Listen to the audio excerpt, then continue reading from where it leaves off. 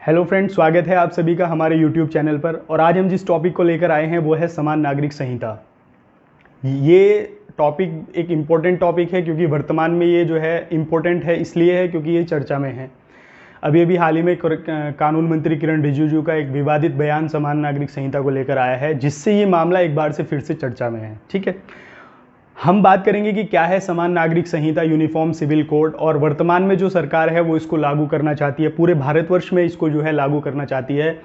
उससे पहले हम आपको बता दें कि भारत का एकमात्र राज्य जिसमें समान नागरिक संहिता लागू है गोवा है, जिसमें समान नागरिक संहिता जो है पहले से ही लागू है।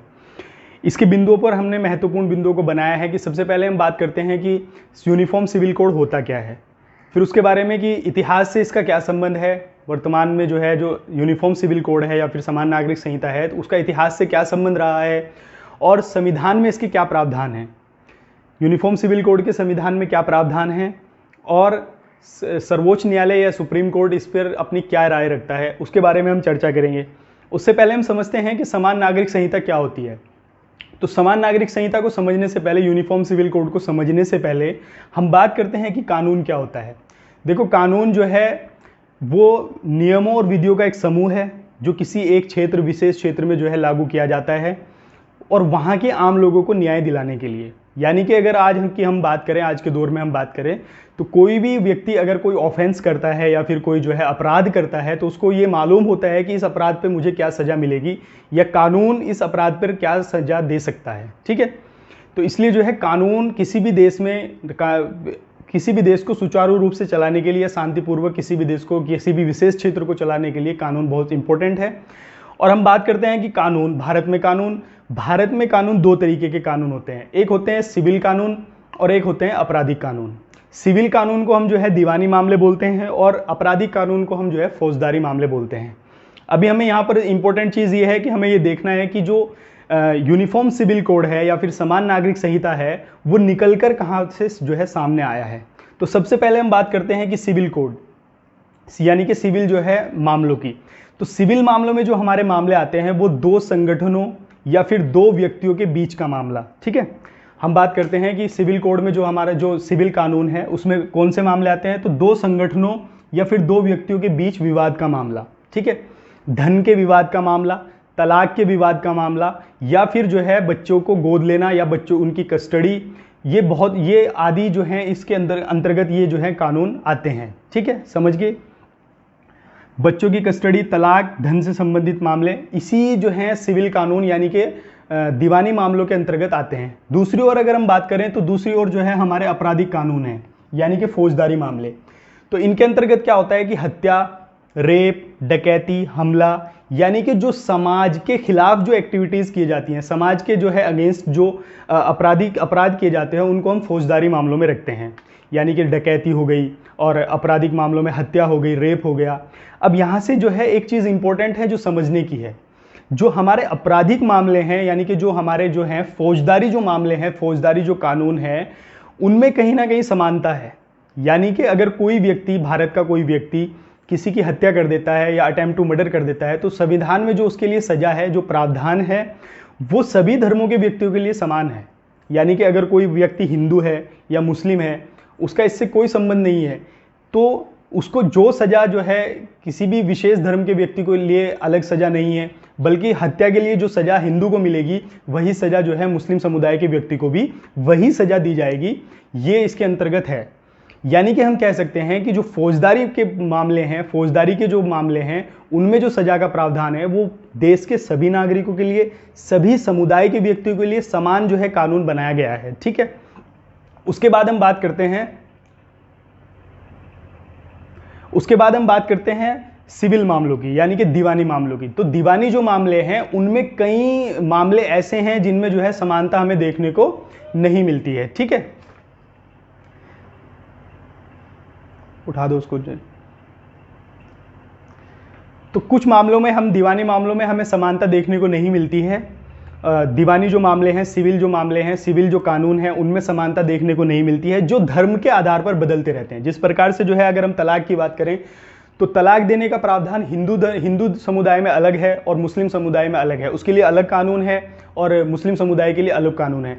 तो इंपॉर्टेंट चीज़ यहाँ से ये है कि यहीं से जो है ये बात निकल कर आई कि भाई समान नागरिक संहिता या फिर यूनिफॉर्म सिविल कोड लाना चाहिए, ताकि जो है देश के सभी व्यक्तियों के लिए एक समान कानून हो, एक समान जो है कानून का निर्माण किया जाए। ठीक है, अब हमने यहाँ पर देख लिया कि यूनिफॉर्म सिविल कोड होता क्या है। ठीक है, यूनिफॉर्म सिविल कोड यानी कि सभी नागरिकों के लिए एक समान कानून का निर्माण करना, ये समान नागरिक संहिता या फिर यूनिफॉर्म सिविल कोड कहता है। ठीक है, अब हम बात करते हैं कि यूनिफॉर्म सिविल कोड का इतिहास से क्या संबंध रहा है, यानी कि इतिहास से जो है यूनिफॉर्म सिविल कोड किस प्रकार से संबंधित है, या समान नागरिक संहिता जो है वो इतिहास से जो है किस प्रकार से जो है संबंधित है।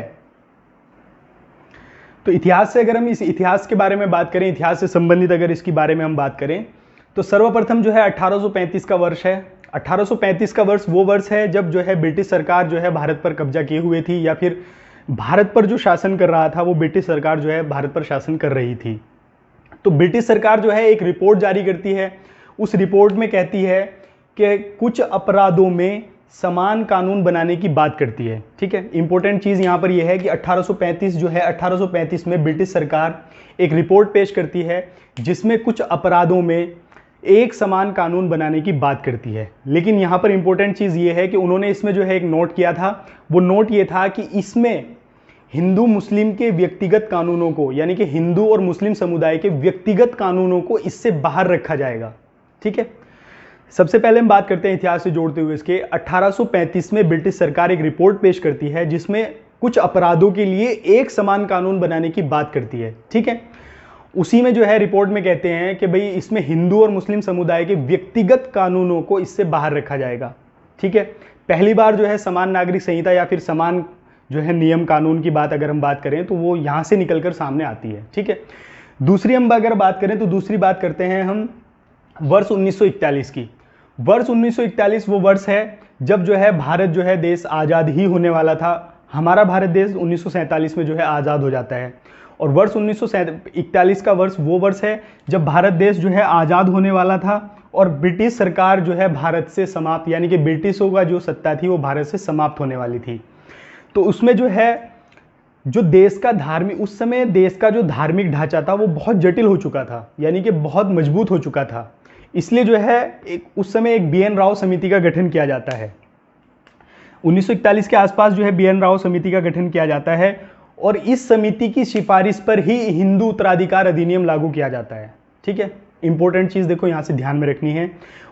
वर्ष 1941 में देश का धार्मिक जो ढांचा था वो बहुत जटिल हो चुका था, इसलिए जो है एक समिति का गठन किया जाता है BN राव समिति का, और BN राव समिति जो है वो हिंदू उत्तराधिकार अधिनियम को जो है लागू करते हैं, और उसके आधार पर सिख, बौद्ध, जैन, हिंदू इन सब को जो है एक संहिताबद्ध यानी कि किया जाता है, इनको संहिताबद्ध किया जाता है, और मुस्लिम, पारसी और ईसाइयों को जो है उनके लिए अलग कानून की व्यवस्था की जाती है। ठीक है, इंपॉर्टेंट चीज़ ये है।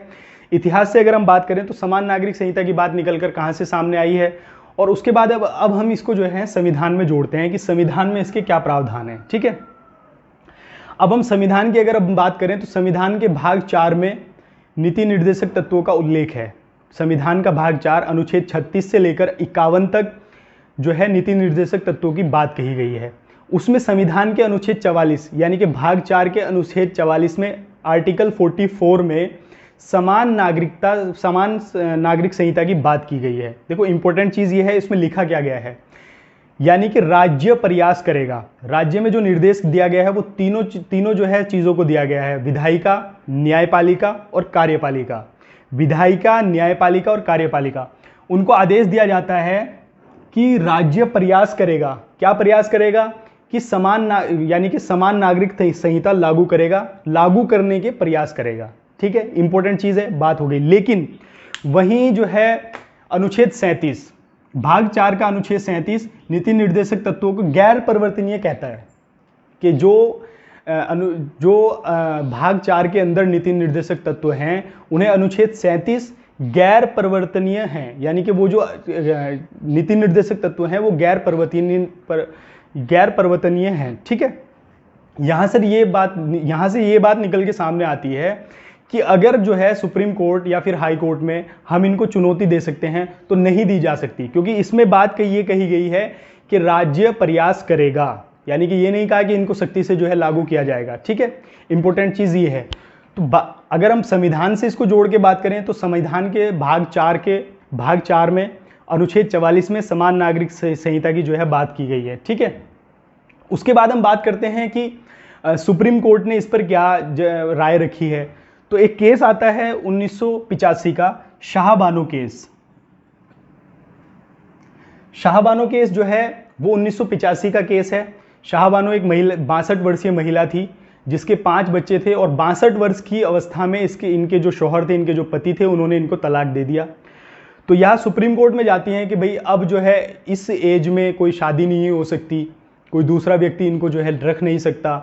तो आगे की जो आजीविका है, जो बच्चों का पालन या पोषण है या फिर घर की जो ज़रूरतें हैं वो किस प्रकार से पूरी होंगी, इसके लिए जो है वो न्याय मांगने के लिए सुप्रीम कोर्ट जाती है कि कुछ आजीविका चलाने के लिए जो है इनको दिया जाए। ठीक है, तो इस केस में जो है अब इस केस में क्या जजमेंट आया था वो बात अलग की है, ये बहुत बड़ा टॉपिक है। लेकिन हम बात ये करते हैं कि सुप्रीम कोर्ट ने इसमें ये कहा था कि भाई यूनिफॉर्म सिविल कोड लागू करने को यानी कि संसद को आदेश दिए थे कि भाई यूनिफॉर्म सिविल कोड को लागू करने का प्रयास करें या जल्द से जल्द जो है लागू करें। शाहबानो केस 1985 में जो है इसमें जो है ये केस था 62 वर्षीय महिला का। फिर उसके बाद एक केस आता है सरला मिदुल केस। सरला मिदुल केस क्या केस था, ये भी उसी प्रकार से एक केस था। इसमें भी जो है सुप्रीम कोर्ट जो है जजमेंट देता है और फिर संसद को निर्देश देता है कि आप जो है समान नागरिक संहिता को जो है लागू करेंगे। ठीक है, तो अगर हम सुप्रीम कोर्ट की बात करें तो सर्वोच्च न्यायालय की बात करें तो सर्वोच्च न्यायालय ने कई अपने मामलों में कई जजमेंट में जो है इसको समान नागरिक संहिता को लागू करने के आदेश दिए हैं। हमने अभी बात की कि संविधान से इसका क्या संबंध है। तो संविधान से संबंध ये है कि अनुच्छेद 44 में समान नागरिक संहिता की बात कही गई है, लेकिन वहीं अनुच्छेद 37 ये कहता है कि जो नीति निर्देशक तत्व हैं वो गैर परिवर्तनीय हैं, यानी कि जो है सर्वोच्च न्यायालय के माध्यम से, न्यायपालिका के माध्यम से इनको लागू नहीं किया जा सकता। ठीक है, इंपॉर्टेंट चीज़ है, नोट कर लीजिए। उसके बाद हम बात करते हैं कि ये सुप्रीम कोर्ट ने इस पर क्या जजमेंट दी। अब हम बात करते हैं कि यूनिफॉर्म सिविल कोड के क्या लाभ हैं। तो यूनिफॉर्म सिविल कोड के लाभ कई सारे हो सकते हैं, क्योंकि जो भी धर्म है मान्यता ये है कि किसी भी धर्म में महिलाओं को जो है बहुत नीचे का दर्जा दिया गया है, या ये कह सकते हैं कि हर धर्म में महिलाओं की स्थिति जो है वो दयनीय है। ठीक है, तो महिलाओं को आगे बढ़ाने के लिए, उनकी स्थिति में सुधार लाने के लिए, या फिर कुछ समुदाय जो पिछड़ चुके हैं उनको स्थिति में सुधार लाने के लिए, उनको जो है प्राथमिकता देने के लिए ये कानून बहुत इंपॉर्टेंट है। ठीक है, समान नागरिक संहिता। बात करते हैं लाभ। महिलाओं और अन्य संवेदनशील वर्गों को सुरक्षा प्रदान करता है, यानी कि ये महिलाओं और अन्य संवेदनशील जो है वर्गों को जो है सुरक्षा प्रदान करता है। या फिर हम बात ये करते हैं कि जो कई मिलियन मामले ऐसे हैं जिन पर जजमेंट नहीं आ चुका है या फिर कोर्ट में ट्रायल उन पर चल रहा है, तो वो मामले इसी प्रकार से उलझ रखे हैं, क्योंकि उनके लिए अलग कानून है, इनके लिए अलग कानून है, इस प्रकार से जो है उन पर देरी होती रहती है। तो वो भी उनमें जो है जल्दबाजी होगी, यानी कि जल्दी में जो है उन पर कमी आएगी। ठीक है, उसके बाद हम बात करते हैं कि लागू करने में हमें क्या कठिनाई आएगी। इंपॉर्टेंट चीज़ है, ध्यान से देखना। लागू करने में क्या कठिनाई आएगी, तो हम बात करते हैं अनुच्छेद 25 और 26 की। अनुच्छेद 25 और 26 की बात करते हैं। ठीक है, संविधान का अनुच्छेद 25 भाग 3 में है, भाग 3 में मूल अधिकार हैं, और संविधान का अनुच्छेद 25 जो है वो धार्मिक स्वतंत्रता का अधिकार देता है। ठीक है, धार्मिक स्वतंत्रता का अधिकार, अनुच्छेद 25 ये कहता है कि कोई भी व्यक्ति अपने धर्म की धार्मिक स्वतंत्रता कर सकता है, यानी कि अपने धर्म को मान सकता है और उसके अकॉर्डिंग जो है चल सकता है। ठीक है, अब जो है अनुच्छेद 26 ये कहता है कि धार्मिक कार्यों के प्रबंधन की स्वतंत्रता, यानी कि बात निकलकर यहाँ पर से ये सामने आती है कि अगर सरकार जो है समान नागरिक संहिता या फिर यूनिफॉर्म सिविल कोड को लागू करना चाहती है तो वो इनका 2 अनुच्छेद का उल्लंघन होगा। इन 2 अनुच्छेदों का उल्लंघन माना जाएगा समान नागरिक संहिता, क्योंकि इन दोनों अनुच्छेदों में धर्म की स्वतंत्रता और धर्म के प्रबंधन के अधिकार की स्वतंत्रता का कहा गया है। ठीक है, अगर हम बात करते हैं कि अगर सरकार लागू करती है तो इनके उल्लंघन माना जाएगा, तो ये कठिनाई है एक, या फिर सरकार जो है संविधान में जो है संशोधन करे, जो कि एक बहुत मुश्किल काम है। ठीक है, उसके बाद हम बात करते हैं कि सरकार ने इस पर क्या अब तक काम किया है। तो अगर हम 1991 से 2014 यानी कि 1991 से 2014 तक की हम बात करें, तो सरकार ने जो है विशेष जो समुदाय हैं, अल्पसंख्यक वर्ग के समुदाय हैं, उनको यानी कि उनके जो व्यक्तिगत कानून हैं उनको छेड़ने की नहीं बात की गई कि भाई हम इनको नहीं ख़त्म करेंगे जब तक कि जो है वह समुदाय खुद अपने बीच से उन कानूनों को लागू करने या फिर समान नागरिक संहिता लागू करने की बात कहे। ठीक है, फिर वर्ष आता है 2014 से 2019 का। 2014 से 2019 के बीच में यही जो है चीज़ों पर सिफारिश की गई या फिर जांच की गई कि अगर इनको लागू किया जाता है तो किस प्रकार से लागू किया जाएगा, क्या कठिनाइयाँ जो हैं लागू करने में आ सकती हैं। अभी हमें जो है, हमने आज बात की है समान नागरिक संहिता की, यूनिफॉर्म सिविल कोड, ये लागू होगा। बहुत सी सरकारें इसके बारे में जो हैं लागू करने के लिए तैयार भी हो चुकी हैं और कर भी रहे हैं। और अगर ये लागू होता है तो सरकार किस प्रकार से इसको लागू करती है, क्या चुनौतियाँ रहेंगी, इसके बारे में जो है हम